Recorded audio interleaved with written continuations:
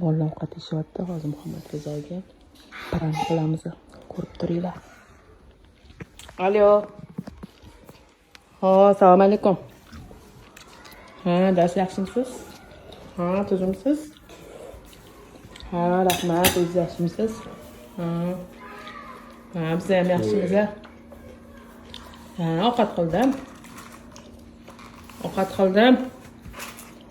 Anaqa nima edi oti? Qo'rmalamon qildim. Qo'rmalamon bilan salat qildim. O'zim salat yeyapman, bolalar anaqa qilib o'tirishibdi-da. Men o'tirmayapman. Joyim o'tirmayapman. Yo'q, qo'rmalamon lamon ana roltinni lamon deydi-yu. Xullas, lamonni roltin deydi-yu, o'shani shunaqa deyapti. Kakashga? Kakashga? Ertalab ham choylar tayyorlab beraman. Ertalab o'qishga ketishayotganda birinchi qilib berdim.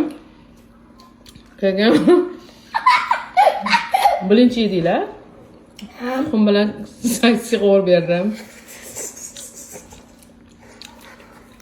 Keyin anaqa kelgandan keyin qo'rma lamon qildim salat bilan. Hozir salatni o'zim ichib yeb o'tiribman. Diyetadaman, desa.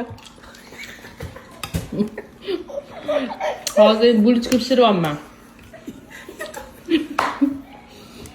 Bulichka pishiryapman anaqa duxovkada. Bu pishsa. Bu pishsa bizim. Mo'ysa pishirmadim. Ana turibdi. Qani yo'q. Voy, gapiraveradi. Bulichkani ana duxovkada issiq yotibdi. Ana duxovkada turibdi-ku. Bu pishsa. Muhammad loyiqqa anaqa qilib berdim. Makaron qovurib berdim.